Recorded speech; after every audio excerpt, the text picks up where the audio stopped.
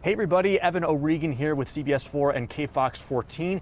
Right now at El Paso High School, home of the Tigers, and they have a rather large and big game on Friday night, taking on Austin High School, the Panthers, for the 94th edition of the Battle of the Claw. If you didn't know, it's actually the fourth oldest high school football rivalry in the entire state of Texas. So this is a humongous game for not only the Tigers, also the Panthers. Now, in recent history, the Austin Panthers have dominated this matchup, winning the last 5 games.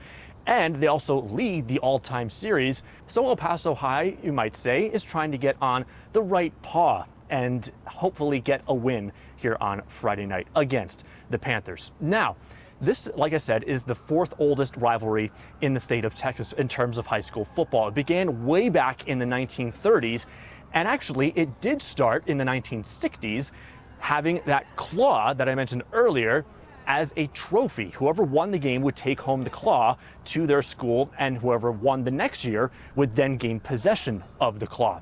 In the early 2000s, that claw was actually stolen, and it actually was never recovered. Since then, since 2003, when that claw was originally stolen, we've used a replica. So the replica trophy will be awarded to the winner here on Friday night. Now, since this is such a huge game, and it's the first game of the season for both of these high school teams, this place is going to be packed, and it's going to be loud. It's going to be an amazing playoff-like atmosphere. So if you can come out to the game, I highly recommend you do. Again, game time on Friday night is at 7 p.m. right here at El Paso High School, and you do not want to miss one of the oldest high school rivalries in the state of Texas and one of the biggest games of the season so far. I also got the chance to speak with Austin High School head coach Eric Pichardo and El Paso High School head coach Ray Aguilar ahead of Friday night's game.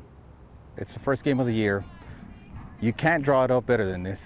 It's motivation for them, for us. They want to make a statement right away. We want to make a statement right away. But our kids got ready for this game a long time ago, and it's an actual building block towards the 8-game district that we have coming up. I'm extremely proud of these guys because they were here all summer. No excuses. They work hard for us. They do everything that we ask them to do, and they're getting ready for the season. And there's not a better way to start the season than to play El Paso High School and hopefully get a W. Anytime that you have a rivalry game set up as a week 1 game, it's an easy motivational factor, throughout the off season and into the summer. But ultimately, like, our kids have worked really, really hard. They've done what they need to do, and so we're excited to see that come to fruition on Friday night. I've kind of described it the last few months as it's the Super Bowl. They put the Super Bowl week 1 of our schedule, and we're excited about it.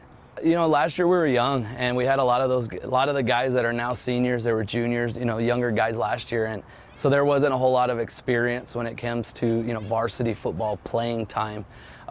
This year we have that experience back, and they got to experience, I guess, not winning it last year, and that feeling that kind of came with it, and it helped kind of fuel everything to help us get to the point where we are right now. We do expect to come out and compete and really give a good shot at it.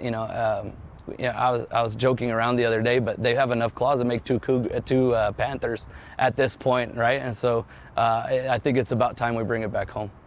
And of course, it is going to be our game of the week here on CBS 4 and KFOX 14. We'll have all the highlights for you, as well as the final score in our later shows on Friday night. That's KFOX 14 News at 9 and also CBS 4 at 10.